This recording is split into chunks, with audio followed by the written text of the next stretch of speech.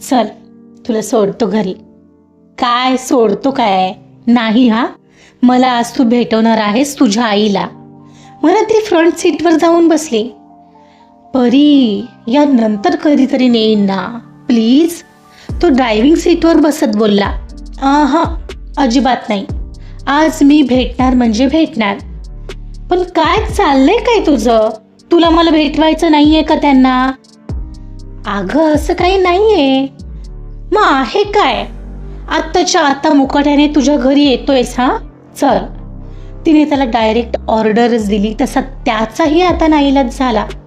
पुढचा भाग सुरू करण्याआधी प्लीज माझ्या चॅनलला सबस्क्राईब करून घ्या आणि आधीचे पार्ट ऐकले असल्याची खात्री करून घ्या. चला सुरुवात करतेय. इश्क रिस्क भाग 27. आरुष पुन्हा परीच्या ऑफिसमध्ये जायला निघाला. पण त्याच्या मनात मात्र परीचाच विचार चालू होता. आज मानसीकडून तिच्या पास्टमधील तिच्या घरातील काही गोष्टी त्याला समजल्या होत्या, ज्या आधी त्याला माहिती नव्हत्या. ते सगळं पाहता आपण तिला जी काही तिची चूक दाखवून देणार होतो, ते दाखवण्यात आता काही अर्थ आहे असं त्याला वाटत होतं.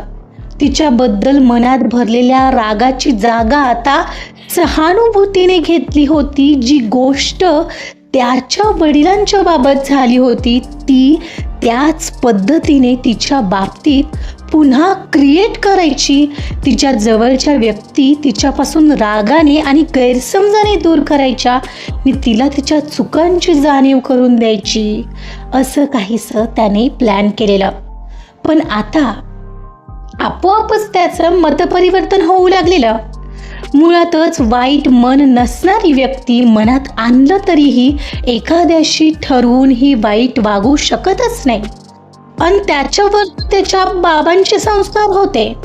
परीला जवळून पाहताना आणि मानसीकडून तिची जडणघडण ऐकल्यानंतर कोणीही मूळतः वाईट नसतो हेच त्याला जाणवत होतं.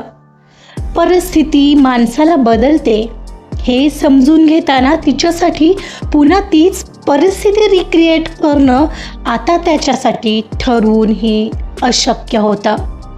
आताही विचारांतच तो ऑफिसमध्ये पोहोचला. सरळ त्याच्या केबिनकडे न जाता तो परीच्या केबिनकडे आला. काहीच न बोलता त्याने फक्त बाहेरून डोर नॉक केला. Yes, come in. तिचा आतून आवाज आला. तो आत आला. पाहतो तर ती एकटीच होती. रिया, त्याने आत जाताच विचारलं. असेल बाहेर, कॉफी प्यायला गेली असेल. तू आलास आरुष? बरं झालं, ये ना बस, तुझ्याशी जरा बोलायचं होतं, ती म्हणाली. पण तो डायरेक्ट तिच्या चेअरजवळ आला आणि तिचा हात पकडून तिला उठवलं आणि बाजूला घेऊन आला. Aarush, what happen? ती विचारत होती. पण तोपर्यंत त्याने तिला घट्ट मिठीत घेतलं होतं. Hello, are you okay Aarush? आपण ऑफिसमध्ये आहोत. हे बरं आहे, तू म्हणशील तेव्हा ऑफिस रूल्स आणि तू म्हणशील तेव्हा नो ऑफिस रूल्स. हां, ती त्याला बाजूला करत म्हणाली तर तो तिलाच पाहत होता. What happen to you suddenly?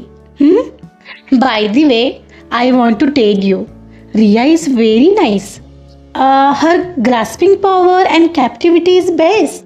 I like your choice. हां, ती त्याला रियाचं कौतुक सांगण्यात बिझी होती. पण ती आज जरा त्याला जास्तच क्यूट वाटत होती.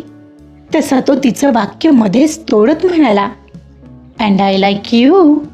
तो तिला एकटक पाहत म्हणाला, ओहो आरुष, तुझं काम झालेलं दिसतंय, पण मला काम आहे. ओके म्हणत स्माईल करत ती तिथून चेअरकडे जायला पाहणार तर त्याने तिचा हात पकडला आणि तिला स्वतःकडे खेचलं. तशी ती अगदीच त्याच्या जवळ होती. Aarush, what are you doing? Riya may come suddenly. येऊ दे, तो तिच्या डोळ्यात पाहत म्हणाला. अरे पण, त्याने तिला शांत राहायचा इशारा केला. तसा त्याचा वेगळाच मूड असल्याचं तिच्या लक्षात आलं. तीही भिरभिरत्या नजरेने त्याला पाहू लागलेली. नकळत तिची ही स्पंदने क्षणात वाढली जी होती तो अजीबशा ओढीने तिच्याकडे खेचला जात होता आणि तिच्या ओठांवर ओठ टेकवायला चाललेला. तोच रियाने डोअर नॉक केलं. May I come in ma'am? Yes Riya, come in. Nervous झालेली ती पटकन कानापाठीमागे केस घेत चेअरवर जाऊन बसली. माझं जरा काम आहे, मी माझ्या केबिनमध्ये जातोय परी. म्हणत आरुष पटकन तिथून निघून गेला. रिया तिचं काम करत बसली आणि परीच्या मनातून मात्र आरुषचं हे वागणं काही जात नव्हतं. समोर किंचित सरकलेल्या पडद्यातून तिला तो त्याच्या जागेवर काम करताना दिसत होता. थोडीशी डिस्टर्ब झालेली ती त्याच्या अशा वागण्याने. उगाचच त्याच्याबद्दल वाटणारी ओढ फील करत होती. तिने जरा जबरदस्तीने स्वतःचं लक्ष कामाकडे वळवलं. 5च्या दरम्यान आरुष काम करत होता आणि त्याने एकदा भेटायला सांगितलेलं म्हणून रिया आरुषला भेटायला त्याच्या केबिनमध्ये गेली. सर, तुम्ही बोलावलं होतं? हो सर, जरा कॉफी घेता घेता बोलू.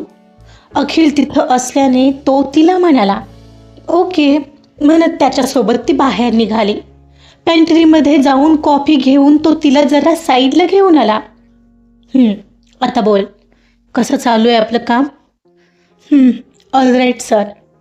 मानसीशी कोऑर्डिनेट केलंस का? Any problem? हो सर, मी बोलले त्यांच्याशी. सगळंच व्यवस्थित चालू आहे, पण मला बाहेर जागा हवी होती. म्हणजे परी मॅमसोबत असताना मानसी मॅमशी बोलणं जरा अवघड होऊन जातं. शिवाय त्यांच्यासमोर आपलं काम करताना मलाही अवघड होतं आहे. प्लीज तेवढं कराल का? हो, मी बोलतो परीसोबत.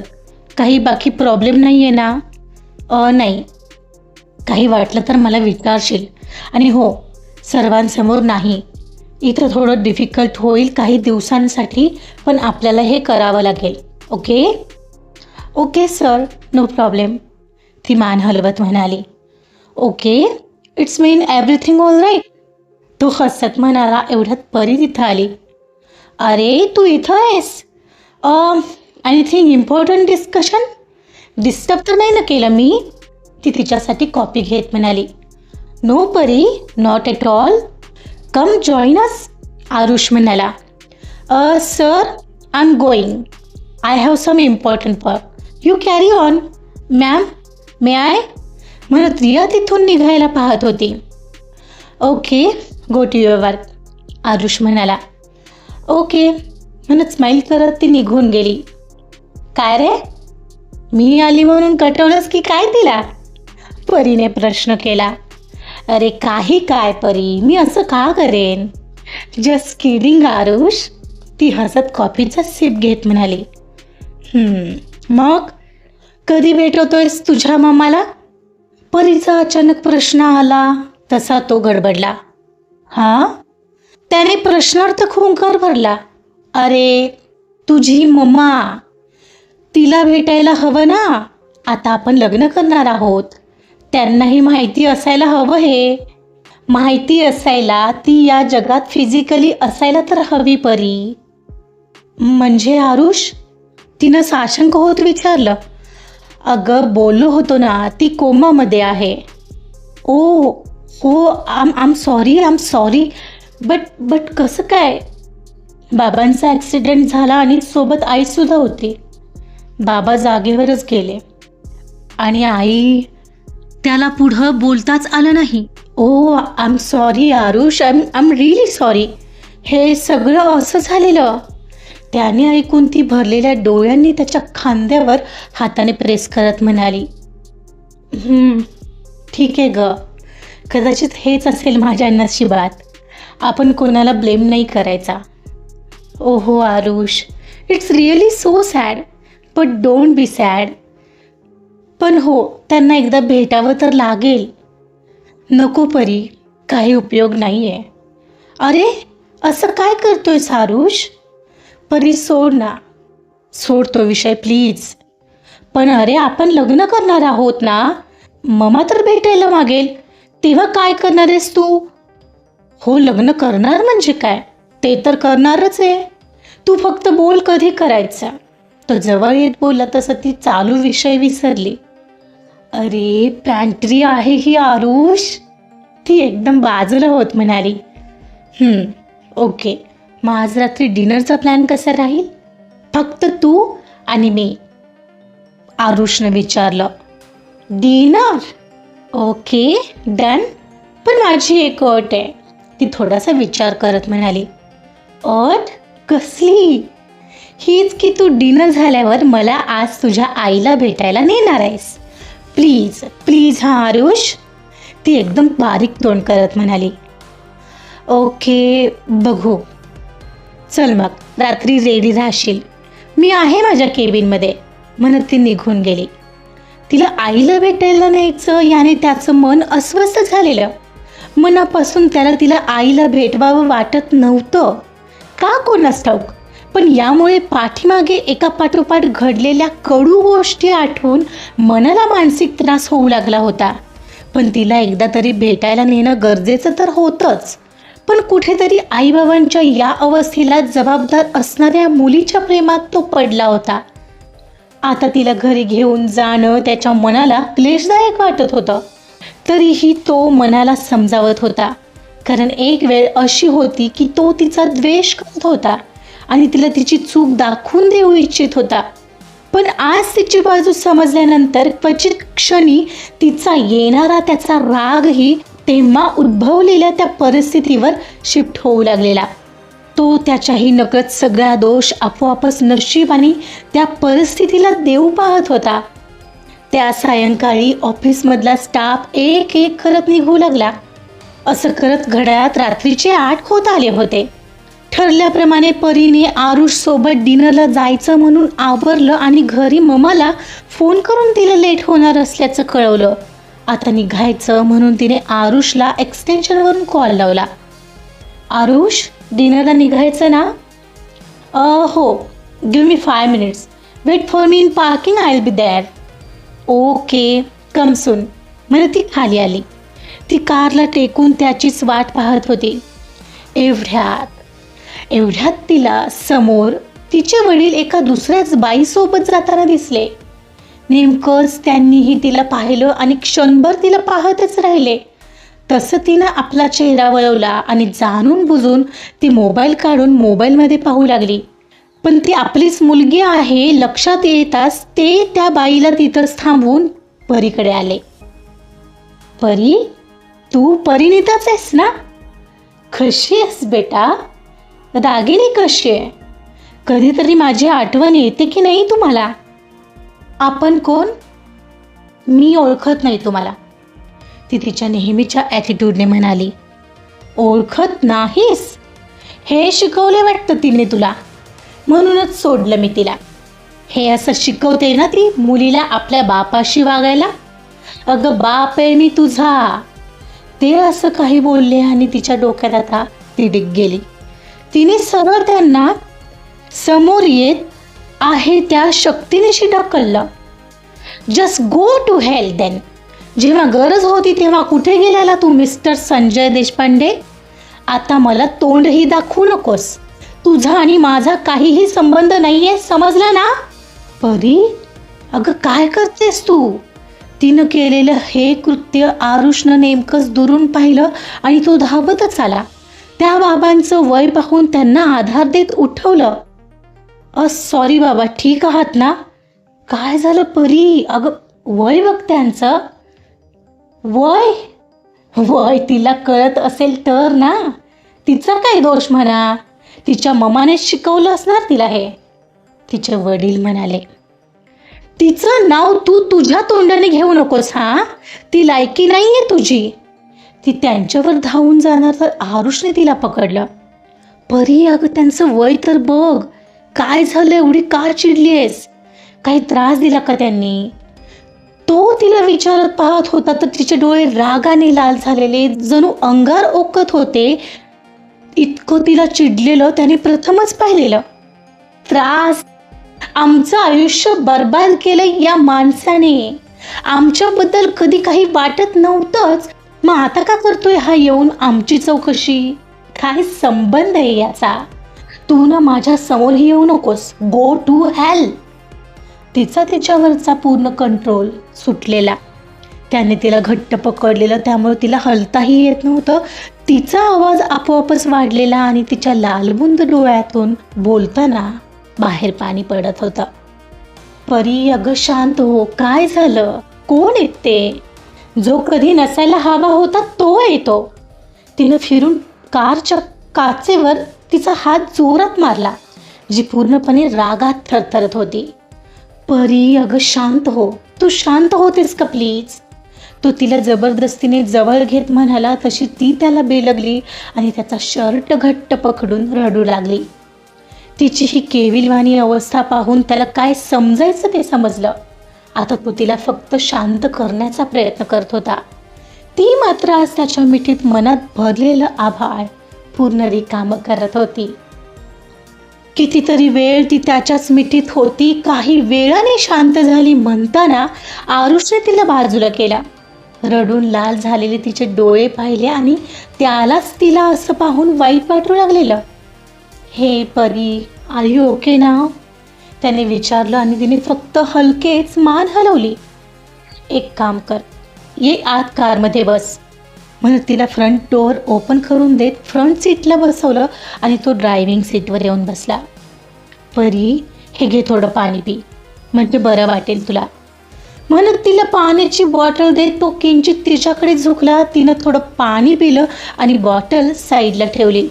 आर यू फीलिंग बेटर नाव? तो तिचे मोकळे अस्ताव्यस्त झालेले केस नीट करत तिला विचारत होता. म्हणत तिनं मान हलवली आणि ती त्याच्याकडे पाहू लागली. किती त्रास करून घेतेस तू परी? काय एवढी पॅनिक झालेली? तुला कळतंय का त्याचा त्रास तुला होतोय? माझा कंट्रोल सुटतो आरुष. त्याला समोर पाहिलं की माझा कंट्रोल सुटतो. मला खूप त्रास दिलाय त्याने. रोजच ममाश्री ह्यानं त्या कारणावरून भांडण करत होता तो. तिच्यावर सतत संशय घेणं, तिला त्रास देणं, सगळं अजूनही आठवलं ना तरी ती पुन्हा भावूक झाली आणि तिच्या डोळ्यात पाणी आलं. जी नेहमी रागात असायची ती परी आज अगदी लहान मुलीसारखी रडत होती. तिचं वेगळं रूप पुन्हा एकदा आरुषला दिसत होतं आणि त्याचा जीव आता तिच्यासाठी तिळतिळ तुटत होता. परी, यार शांत हो ना. आता गेली ना ते, मी आहे ना आता तुझ्यासोबत. आता नको करूस ना त्यांचा विचार. पण मग का रे येतो तो आता? हा सोडून गेला आम्हाला, पण तेव्हा घर कसं चालायचं याचं काही घेणं देणंही नसायचं याला. मम्मा काहीतरी करून कमवत होती, घर चालवत होती. हा निघून गेला तेव्हा. एकुलती एक मम्मा जेव्हा आजारी पडली तिच्यावर मी पूर्ण अवलंबून होते. मी कॉलेज करत होते रे, ते तिच्या जीवावर. मी नेमकं तेव्हा मम्माचं ऑपरेशन करावं लागणार होतं. काय करणार होते मी सांग ना. मी त्याच्याकडे हातपाय जोडले, पण तरीही तेव्हा या माणसाला माझी दया आली नाही की माझ्या ममाची. पण तरीही काही मदत केली नाही त्याने. तेव्हा नाही आठवलं की मी मुलगी आहे आणि ती बायको. असं कोणी वागू शकतो सांग ना. मग कसा रिस्पेक्ट देऊ मी त्यांना? रिस्पेक्ट मिळवण्यासाठी आधी तो द्यावा लागतो हे कोण सांगणार या माणसाला? परी, आता त्यांनाच ठाऊक. पण आता फक्त तू तुझा विचार कर. त्यांच्या या वागण्यामुळे तुझ्यावर किती परिणाम झालाय हे बघ ना तू. त्याचा प्रभाव तुला कमी करता येतोय का ते पहा. तू स्वतःकडे लक्ष दे, कारण त्यामुळे तू इतकी रागीट बनली आहेस आणि या रागाच्या भरात इतरांचंही नुकसान होतंय आणि तुझंही. ते कधीच बदलणार नाही आहेत. हो आरुष, पटतंय, पण ते जमायला तर हवं ना. तू ट्राय करशील तर जमेल. मी आहेच ना तुझ्या मदतीला. तू किती वेगळा आहेस रे आरुष. तू भेटण्यापूर्वी असं मला कधी वाटलंच नव्हतं की मुलं अशीही सेन्सिटिव्ह असतात. इतका विचार करून तू प्रत्येक गोष्ट करतोस. खरंच मला ना कौतुक वाटतं तुझ्या आईबाबांचं. They made such a nice gentleman like you. असे असावेत आई वडील. हे असे वडील मला का नाही भेटले? मला खरंच आवडलं असतं तुझ्या वडिलांना भेटायला. But how unlucky I am. ती म्हणाली तसं त्याने पटकन भलतीकडे नजर वळवली. का कोणास ठाऊक त्या क्षणी त्याच्या मनाला उगाचच एक वेदना स्पर्शून गेली होती. अगं आपण इथंच काय बोलत बसलो, चल डिनरला जाऊ. आता ठीक आहेस ना तू? तो विषय बदलत म्हणाला. थँक्स आरुष, म्हणत ती त्याच्याकडे झुकली आणि अचानक त्याच्या गालावर किस केला. त्याने मात्र तिच्या गालावर हलकेच थोपटत सीट बेल्ट लावला आणि कार स्टार्ट केली. ती मात्र त्यालाच पाहत होती. त्याच्याबद्दल वाटणारा रिस्पेक्ट कित्येक पटींनी वाढत होता आणि त्याच्याबद्दल वाटणाऱ्या ओढीमध्ये आणखीनच वाढ होत होती. काही वेळाने एका छानशा हॉटेलमध्ये आरुष तिला घेऊन पोहोचला. त्याने आधीच रिझर्व करून ठेवलेल्या टेबलवर दोघंही आले. आरुष, आय जस्ट कम म्हणत ती फ्रेश व्हायला गेली आणि तो मात्र ऑर्डर देण्यात बिझी झाला. ऑर्डर देऊन झाली तरीही ती अजून आली नव्हती. तिला यायला वेळ लागत होता आणि तो विचारात हरवला. आज आपण घेतलेला निर्णय योग्य आहे हेच आता त्याला जाणवत होतं. परीची सगळी माहिती तिच्या आयुष्यात येण्याआधी त्याने काढलेली, पण तिची ही एक बाजू त्याला आता कुठं तिच्या जवळ येत असताना मानसी आणि आज पहिल्यांदा तिच्याकडून कळत होती. मघाचं तिचं ते इतकं पॅनिक होणं त्याच्या मनाला हर्ट करून जात होतं.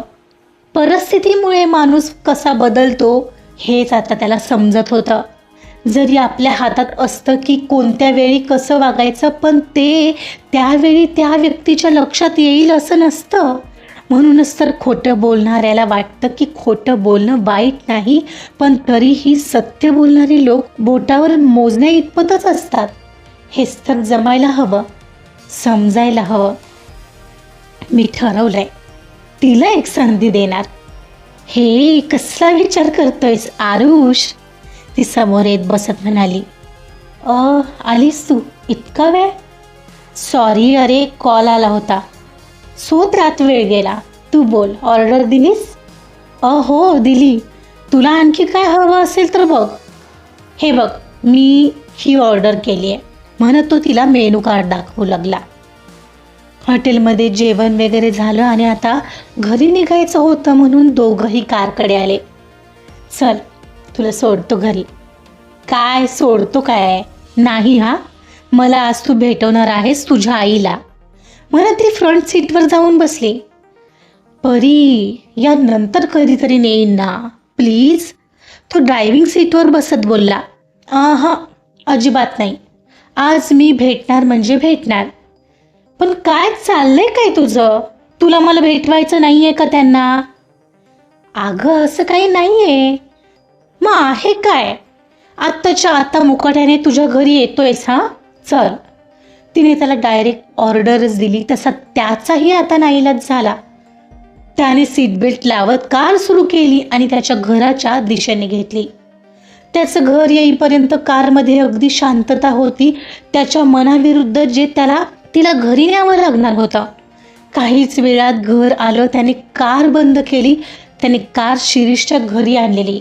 तो बाहेरच उभा होता. हा माझा फ्रेंड आहे शिरीष. हाय. त्याला हाय करत तिने स्माईल केली. आरुष तिला घेऊन आत आला. आता आरुषने शिरीषच्या घरी एका रूममध्ये त्याच्या आईची व्यवस्था केली होती. तिथे सोबत एक नर्स आणि बेडवर निश्चल पडलेला वयस्कर देह, नावाला जिवंत म्हणता येईल असा पडलेला. डोळे उघडेच होते, पण त्यात प्राण असतील असंही वाटत नव्हतं. ते दृश्य पाहून परीलाही कसंच वाटलं. क्षणभर ती त्यांनाच पाहत राहिली. त्याच्या जागी स्वतःची आई असती तर, या विचारानेच तिच्या अंगावर काटा आला. काय बोलणार होती ती त्याला? ती पटकन उठली आणि बाहेरच निघून आली. तसा तोही तिच्या मागोमाग बाहेर आला. परी, व्हॉट हॅपन? मला पाहवलंच नाही त्यांना आरुष. I am sorry. म्हणजे माझ्या आईला जरा काही झालं तर माझा जीव घाबरा होतो. तू कसा करत असशील रे? म्हणून नव्हतो आणत मी परी, पण तू ऐकतच नव्हतीस ना, म्हणत तो चेहरा लपवत बाजूला गेला. कदाचित त्याच्या डोळ्यातही पाणीच आलं असावं. परीला ते कळलं. ती पटकन त्याच्या जवळ गेली. पाहते तर त्याचे डोळे पाणावले होते. Aarush, are you okay? मी हट्ट केला, पण म्हणजे हे सगळं इतकं भयंकर असेल असं वाटलं नव्हतं मला. हे आरुष, शांत हो रे. आम सॉरी म्हणत तिनं त्याला जवळ ओढलं आणि त्याला शांत करू लागली. काही क्षण गेले असतील, मग तीच म्हणाली, आरुष, मी ठरवलंय, आपण एक काम करू, आपण चांगल्या डॉक्टरांना त्यांना दाखवू. सगळा खर्च मी करेन, त्यांना बरं व्हावंच लागेल. ती साईडला होत म्हणाली तसा तो हसू लागला. हसत काय आहेस आरुष, आय एम सिरियस. परी, त्याचा काहीच उपयोग होणार नाही आता. मला एक प्रयत्न तर करू दे ना आरुष, मला करायचं आहे. माझ्या आईला पाहिलं रे मी क्षणभर त्यांच्या जागी. तुझी आई ती माझी आईच ना. तिचं हे बोलणं पाहून आरुषलाही खरंच वाटत नव्हतं. ही ती परी आहे आणि मी तिलाच धडा शिकवायला निघालो होतो. अगं पण मी बऱ्याच डॉक्टरांना दाखवलं, सर्वांनी हात टेकलेत. परी, असू दे, मी माझ्या परीने पाहते. आणखी मोठ्यातल्या मोठ्या डॉक्टरांना दाखवू आपण. प्लीज एक संधी तर दे मला. परी संधी मागत होती, जणू अजाणतेपणी तिच्याकडून झालेली चूक सुधारण्याची. असंच क्षणभर त्याला वाटलं.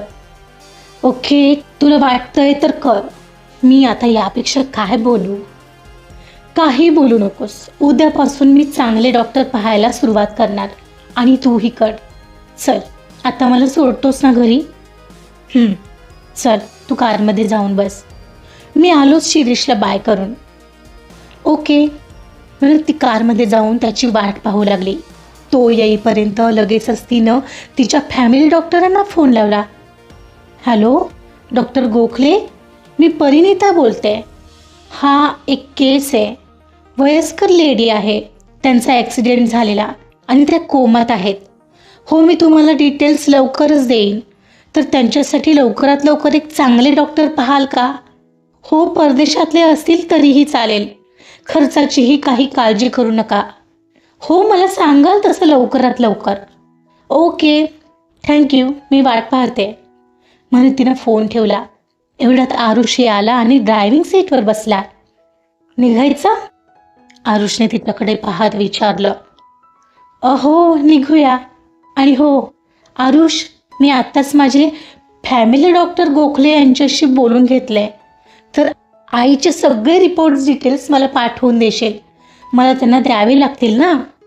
त्यांच्या बऱ्याच ओळखी आहेत. बघू, ते सजेस्ट करतील आपल्याला लवकरात लवकर एखादे चांगले डॉक्टर. ओके? ओ, तू लगेच कॉलही केलास? तो कार स्टार्ट करत म्हणाला. हो, नेक काम में देरी क्यों? तसंही आपलं लग्न होईपर्यंत त्यांना ठीक तर व्हावं लागेल, हो ना? तो म्हणाला. त्याला खरं तर खात्रीच नव्हती, तरीही तो तिच्या होमध्ये हो मिसळत होता. कारण गेल्या 5-6 वर्षापासून आई अशीच बेडवर निष्प्राण पडून होती.